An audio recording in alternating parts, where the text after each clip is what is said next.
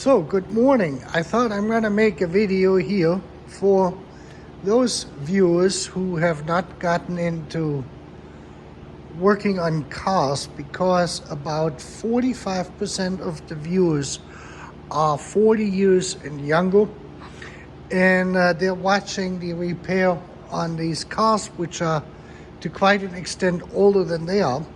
And to get started, I guess, to get like a basic idea of what tools you will need to work on a Mercedes-Benz, the very basic ones to do most of the jobs, I would start with this here. This is something I actually bought last year, and I think it was $126 from Cobalt. And those are actually pretty good tools. I haven't broken one of them yet. To work on the cars, because you got a pretty good set of nuts or bits here and sockets.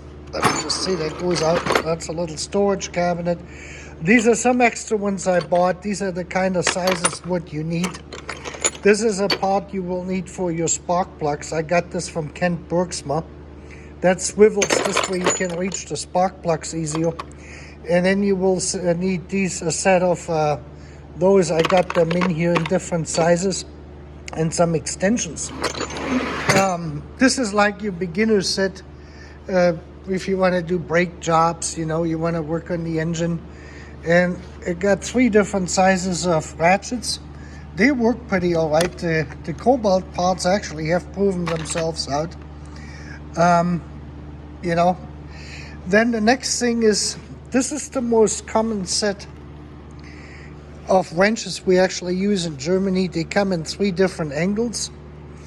And if you have a German car older than or pre-1990, those were the most common wrenches we used. The 3 different angles. I think this is a 60 degree. They got a 45 degree and a 30 degree, if I remember that correctly. And I think Volkswagen or Mercedes on the older ones, that is the basic set, because most of the bolts are located to get to with these type of wrenches. And that is pretty much the most common size, from 23 millimeters all the way down to 7. It goes 11. They don't have a 12 in there, and they don't have a 14 in here. The 18 is not here, and then the 20 and 21 is not here. So there's like 2 or 3 missing. Then these here I got at the car parts store. I like those because they got the ratchet action, which can, you know, when you have a bolt somewhere you want to get loose. And then this is just an extra set of wrenches because of the sizes. They don't have an 11, but they have 12, 13, 14, 15, 16 is missing, and then they go 17, 18, 19. That's usually something I found. I've never been able to get a complete set of wrenches. And then these Crawfords, these are really important. And I got the big ones too, because there are certain nuts or screws, bolts you need to get to, and you cannot get to them without the a Crawford. I got them. These are the metric ones, and this is the standard size. And then we got those ones here for brake hose fittings, anywhere where you have to go in and have to get a good grip on those. And then the big one here is for the strain fueler, which I cut off when I made a video of it. They're too long, so you have to get them cut down, so this way you will have enough room to actually get there.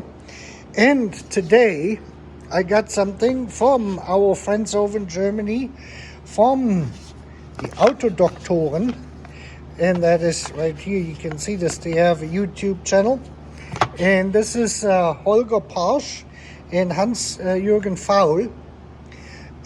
Each one of them owns a place, and they actually signed this for me. And I bought the little ratchet. I thought this is a really neat tool to have, because for one is the head swivels, and that makes it really ideal, so you can actually get into almost any place.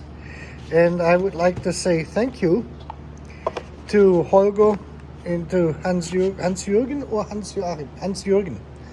I think it is. Sorry about the names. I get always confused about it. The two car doctors. So that came in today. And then we have a shorter Ratchet. I would say, how long is that thing? Probably a foot. That's probably a 12-inch. And then we have a bigger one. You can see this. That is a pretty long one. Those are easier if you have to turn over the engine because it brings the handle out much further. And then I have a old Craftsman, I think 25 Newton meter to 150 Newton meters or 200 Newton meter torque wrench. And this is precise enough for 99% of the work on a Mercedes-Benz when you use this. And then I got one of these little magnet trays. And I have the Waldom meter here with the Hirschman clamps. You can use, of course, the digital one. A lot of the stuff is easier tested with an analog meter because and I have separate videos in there. When you look through my channel, you will find them. One thing I got in my box here is a vacuum pump. This is the hand tool vacuum pump. And let me just show you this here. This is the fender cover, which came last year from Kent Bergsma. He sent me a complimentary one. I would like to thank him again for this. This has come in very handy. You should have two of them. Mercedes-Benz has them, but I don't know. They haven't sent me one yet. Maybe they don't like me that much anymore. Who knows? Anyway, this is one of these tools you will need to test your vacuum system. Otherwise, let me just see, in terms of power tools, we have two impact wrenches. We have a small impact wrench, and I have a little right-angled grinder. This is the one I use with different pads to clear off surfaces. And if you use a fine polishing pad, you can get every surface even. I have no leaks with this here. And this is the nut buster.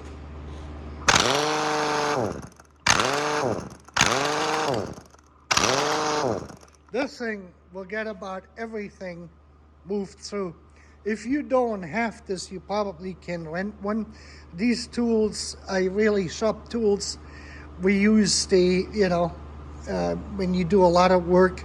Most of the time, they're not required. A ratchet and wrenches are enough.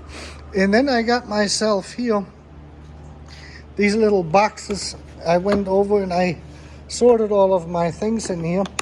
So we have one with engine type of injector related stuff. Then we have one double box where I got all my fuses in here and spare light bulbs. If I turn them over, this is the electrical survival kit for Mercedes-Benz.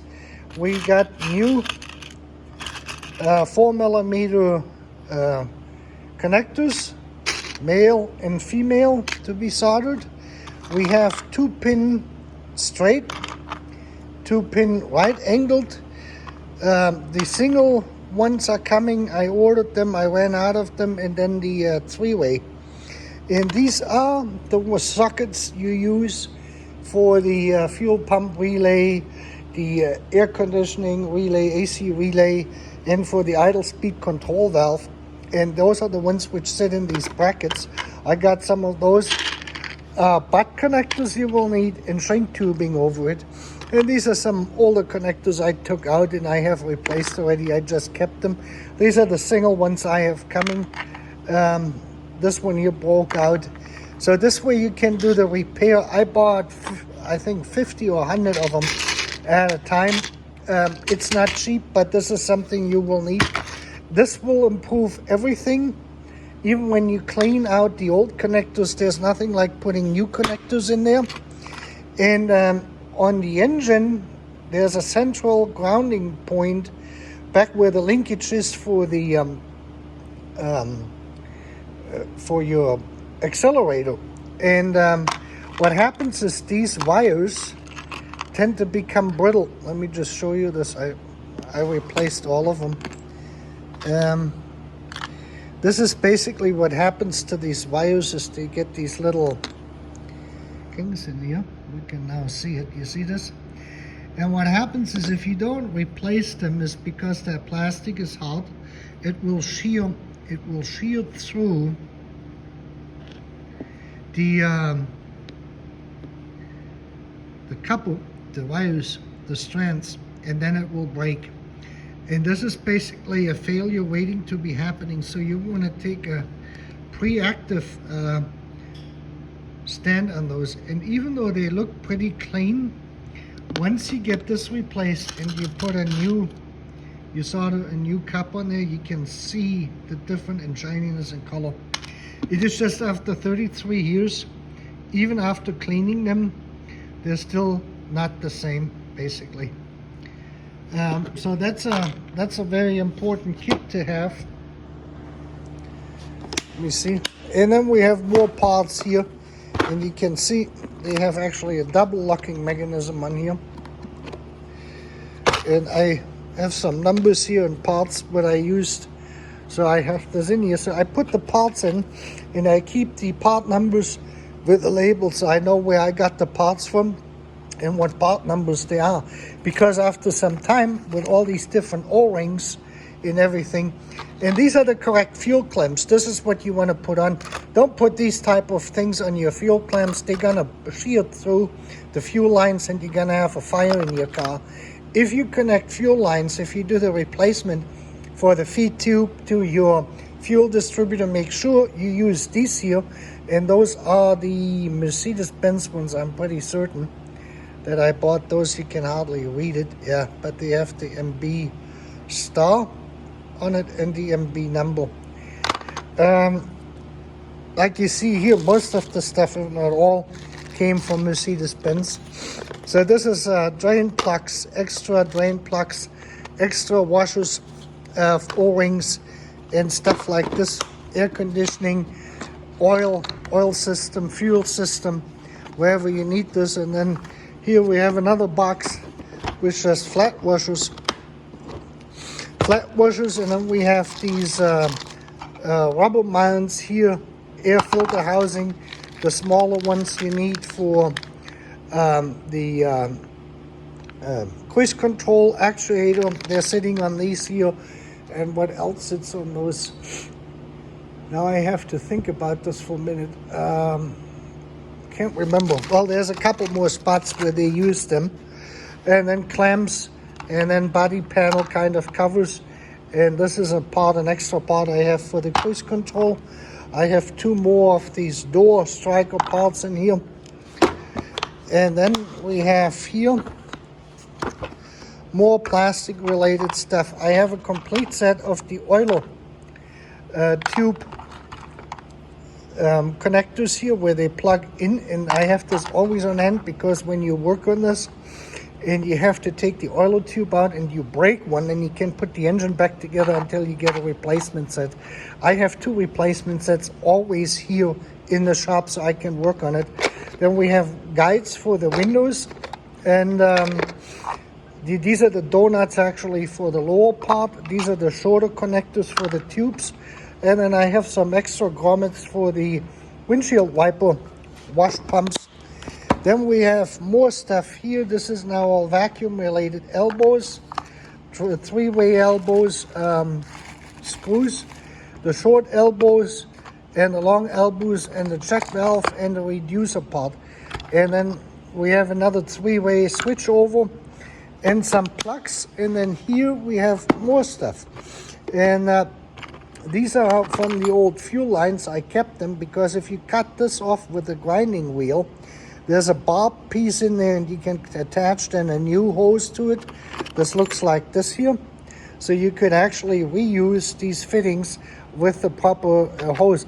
Just remember on the fuel system to use these Mercedes-Benz clamps because they will not cut through your fuel hose.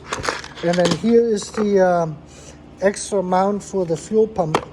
And this way it won't cut through, and you want to use the Conti or Mercedes-Benz hoses because of the pressure. The pumps put out approximately 7 bar, and now I don't know exactly what that is, but I would think that that is around 120 psi or so. That gets pretty high. So your fuel hoses should be rated for anything higher than 7 bar, 7 to 10. And the Conti ones I have put up the part number the other day, and you know, they will hold up to this, but they will work only correctly with fire prevention. Again, with these clamps here from Mercedes-Benz, these here. Let me see if we can actually zoom in on the sucker. No. But those are the clamps. And those work. Those are the ones you need to use. Anything else is really, really risky because because of the pressure. The fuel hoses are different than water hoses, even though they have a pressure, but the pressure is much lower and they're much thicker usually. So this is basically a complete set here of tools which will get you started. And I would say what you're looking at here as a starter set, probably $1,000, 750 to $1,000. All these boxes, all these parts. And then I spent, a lot more money because I also bought this here, the recycling recovery unit. You can hardly see it, it's just sitting here. Oops. This here is a recovery unit from Snap-on. I bought that at an auto auction where the car shop went out because the owner had passed away, unfortunately. And I got it basically rebuilt, and that's working fine. So I can actually maintain and do a proper vacuum on the air conditioning system if I have to take something out, not just for my car but also on other cars. That was around $300-400 what I spent on that. So you can see this with the tools. Of course, we all like them. And then I spent specialty tools, probably another $2,000 to $3,000, and I bought a lot of stuff which most people don't need, which is engine related, Mercedes-Benz special tools, and so far and so on. But if you're thinking about, getting started in this, of course you need a jack and jack stands, and I would get the jack stands which have not the lock in there, the locking pin. This way you have a double protection and it can come down on you and support the tires as well.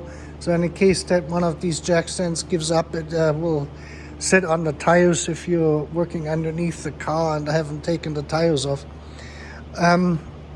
That's like your basic setup here. It started really with this box, and then the other things came. The Torx set and the, I think that's, I don't know exactly, the e-Torx, I think that's what they're calling them. I got those off Amazon. They weren't very expensive, I think $30 for each set with the free shipping. They're probably made in China, but they have worked so far. I've been able to get everything in and out without tearing off any screws or breaking any tools. I have to say that. So in that sense, everything has worked out pretty well.